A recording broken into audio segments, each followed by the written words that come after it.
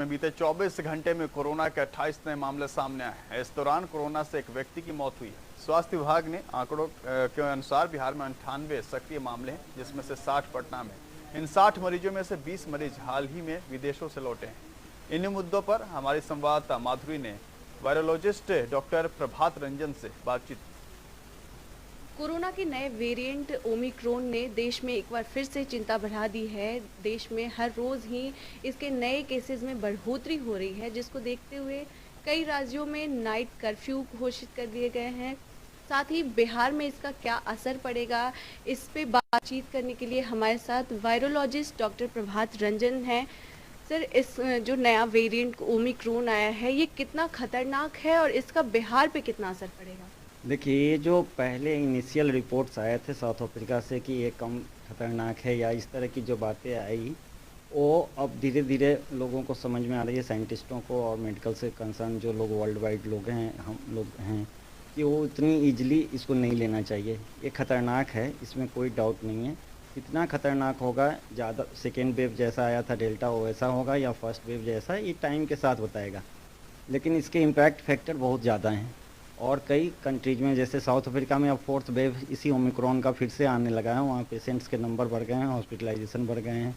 USA, UK, France, Germany, इन सब states की आपके हॉस्पिटल क्षमताएं अब नियर टू सेचुरेशन पहुँच रही हैं।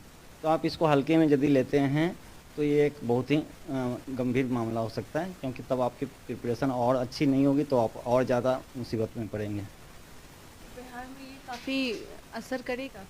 बिहार में जैसे हमारा जो ये टाइम होता है पीक, ऐसे ही सर्दी खांसी जुकाम जो इसको बोलते हैं हम लोग कॉमन कोल्ड, वो ज़्यादा इस मौसम में फैलता है। जो कहने का मतलब है कि एटमॉस्फेयर ऐसे डिजीज को फैलने के लिए अनुकूल होता है, इसीलिए कॉमन कोल्ड्स इस मंथ में ज़्यादा होते हैं। तो ओमिक्रॉन का भी फैलाव काफ़ी ज़्यादा है और ये कॉमन कोल्ड की तरह ही बिहेव कर रहा है, तो ये काफ़ी तेज़ी से फैलेगा, समझ गए। जब ये एक बार स्टार्ट होगा यहाँ पे तो आपके नंबर्स तेज़ी से बढ़ेंगे। पीक आवर्स बिहार में कब तक आने की संभावना है? कब ये आप पीक? बिहार के हिसाब से यदि करेंगे तो 15 जनवरी के बाद से यहाँ पे केसेस बढ़ने शुरू हो जाएंगे काफ़ी तेज़ी से। और जो इस बार इसकी स्पीड बढ़ने का है वो आपको जनवरी लास्ट आते आते, या आप बोल सकते हैं कि फर्स्ट वीक ऑफ फरवरी जाते जाते तक आपके नंबर्स काफ़ी। इसमें जो नया वेरिएंट है बोल रहे काफ़ी खतरनाक है, तो इसमें क्या-क्या सब सावधानियां बरतने की ज़रूरत है? क्या-क्या कदम ठोस उठाने चाहिए ताकि इसका फैलाव कम हो? एक तो अभी जैसे गैदरिंग्स काफ़ी कम नहीं हो रहे हैं। अभी राइट टाइम है बिहार सरकार के लिए क्या कि गैदरिंग को कम करें। आप जब फैलने लगेगा, फैल जाएगा, तब गैदरिंग कम करेंगे तो इम्पैक्ट कम होगा। अभी ये धीरे धीरे अंडर करेंट फैल रहा है। जैसे कल भी 10 केसेस मिले, एक कतर से आया हुआ बंदा आपको पॉजिटिव मिला।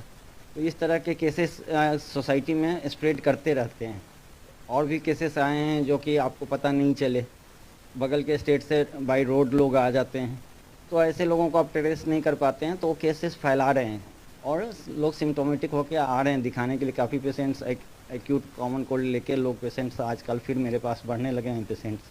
तो ऐसी अवस्था में अभी ही सही टाइम है कि जब आप नाइट कर्फ्यू या आप वन डे ऑड इवेंट या एक दिन आप ये दुकानें खोलें, वो दुकानें खोलें, इस तरह के नियम्स को, ताकि भीड़ आपके सोसाइटी में जो एक गैदर हो रही है उसको कम करने का राइट टाइम अभी ही है। आप 15 दिन अभी स्ट्रिक्टली फॉलो करेंगे इन चीज़ों को तो आपका स्पीड कम जाए। पटना से सहयोगी महबूबा आलम के साथ सहारा समय के लिए माधुरी।